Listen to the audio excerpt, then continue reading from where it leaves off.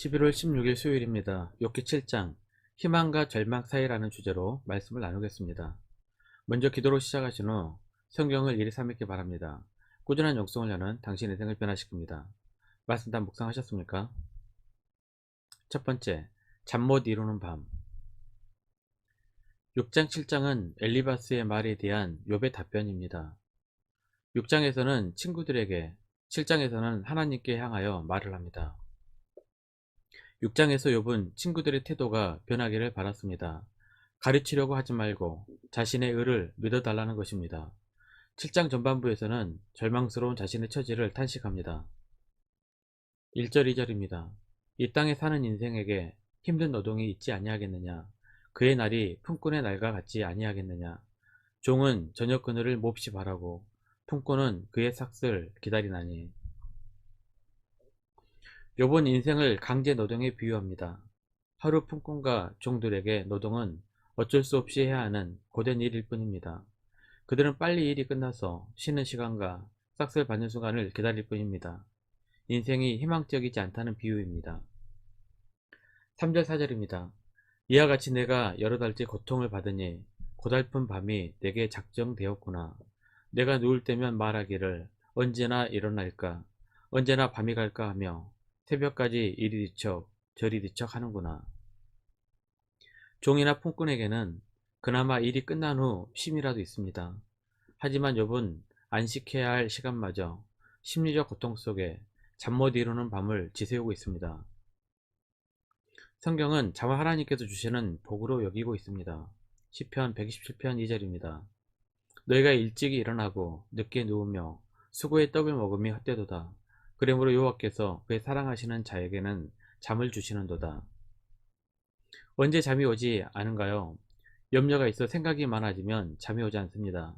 마음이 편해야 잘 잘 수 있습니다. 빌립보서 4장 6절 7절입니다. 아무것도 염려하지 말고 다만 모든 일에 기도와 간구로 너희 구할 것을 감사함으로 하나님께 아뢰라.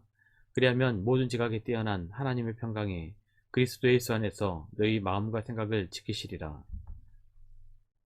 너무나 잘 아는 말씀입니다.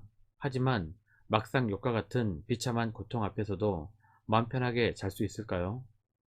욥을 이야기로만 접한 사람들은 너무 쉽게 말하지만 욥과 같은 현실에 처한 사람들은 잠을 이룰 수 없을 것입니다.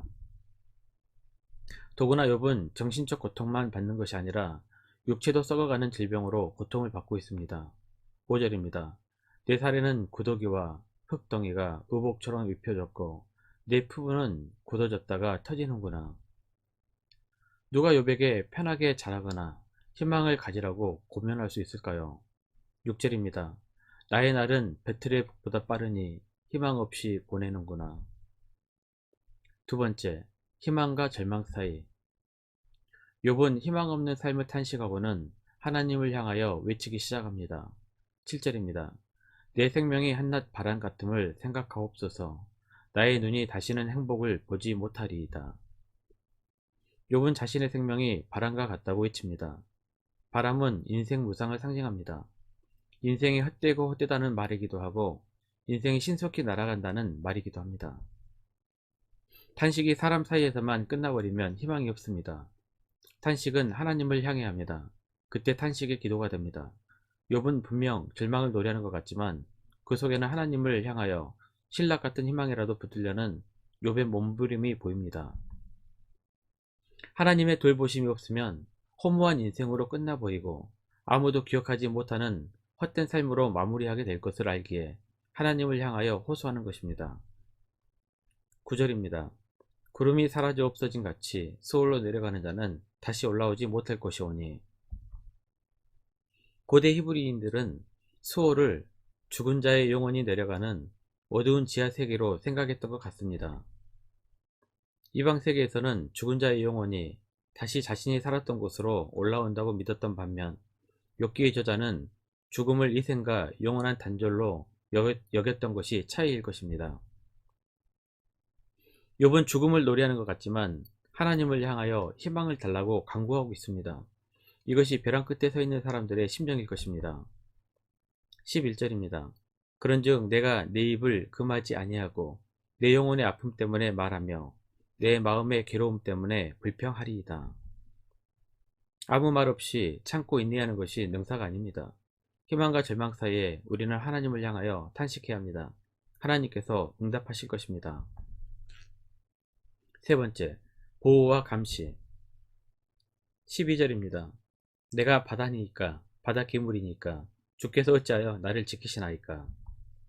바다나 바다 기물은 큰 해일이나 혹은 성질이 난폭한 바다 생물로 인한 피해를 비유하는 말입니다. 자연재해나 바다 생물의 피해는 잘 관찰되어야 큰 피해를 막을 수 있습니다. 욥은 자신이 그렇게 큰 피해를 입힐 만한 악한 일을 하지도 않았는데 왜 자기를 감시하고 이렇게 힘들게 하냐고 하나님께 탄식하고 있습니다. 심지어는 심한 충격과 악몽으로 잠을 이룰 수 없는 고충을 토로합니다. 14절입니다. 주께서 꿈으로 나를 놀라게 하시고 환상으로 나를 두렵게 하시나이다. 이렇게 고통스럽게 감시를 받고 사느니 차라리 죽여달라는 것입니다. 15절입니다. 이러므로 내 마음이 뼈를 깎는 고통을 겪느니 차라리 숨이 막히는 것과 죽는 것을 택하리이다. 시편의 저자들은 하나님께서 한순간도 눈을 떼지 않고 지켜주시고 보호해 주심을 찬양합니다. 시편 8편 4절입니다. 사람이 무엇이기에 주께서 그를 생각하시며 인자가 무엇이기에 주께서 그를 돌보시나이까. 욥은 시편의 기자와 전혀 다르게 하나님께 탄식합니다. 자기에게 내린 형벌이 너무 무겁고 버겁다는 것입니다. 시편 기자에게는 하나님의 지키심이 간신과 보호가 되었지만 욥에게는 감시와 억압이 되었습니다. 17절 18절입니다. 사람이 무엇이기에 주께서 그를 크게 만드사 그에게 마음을 두시고 아침마다 권징하시며 순간마다 단련하시나이까. 요나도 하나님을 피하여 도망을 시도했지만 하나님을 피할 수 있는 사람은 아무도 없습니다. 시편 139편 7절입니다. 내가 주의 영을 떠나 어디로 가며 주의 앞에서 어디로 피하리이까. 하나님의 지키심은 의인에게는 간신과 보호가 되지만 죄인에게는 감시와 감찰이 될 것입니다. 하나님의 간신과 보호는 당연히 복이지만 죄를 짓지 않도록 감찰하시는 것도 복입니다. 아직 나를 버리지 않으셨기 때문입니다. 욥은 왜 나를 감찰하시면서 괴롭게 하시느냐고 탄식하며 투정을 부리지만 자신을 포기하지 않으시는 하나님으로 인해 희망의 끈을 붙들고 있는 것입니다. 제발 고통에서 신속히 벗어나게 해달라는 욥의 심정을 읽습니다. 말씀 요약합니다. 희망과 절망 사이에서 하나님께 탄식하십시오. 고통스러운 순간을 지나는 동안도 나와 함께 하시는 하나님을 경험하시기를 바랍니다. 1년 성경 일독 주간 계획입니다. 오늘은 수요일 로마서 4장에서 6장까지 말씀을 천천히 묵상하십시오. 11월 중보기도 제목입니다. 5가지 기도 제목 충분히 기도하시고 교회와 개인 기도 시간을 가지시길 바랍니다. 가정에서 기도하시기 힘드신 분들은 교회 나오셔서 주중 기도의 시간을 이용하시면 됩니다. 주중 기도의 시간은 새벽 6시부터 밤 10시까지입니다. 편하신 시간에 정기적으로 나와서 기도하시길 바랍니다. 하루 30분씩 최선을 다하시길 바랍니다. 그러면 여러분의 삶이 변화될 것입니다. 영상을 다 보신 분들은 확인 문자를 보내시거나 유튜브에 댓글로 달아주시면 정기적인 영성 훈련에 도움이 될 것입니다. 오늘 하루도 승리하시기를 기도합니다.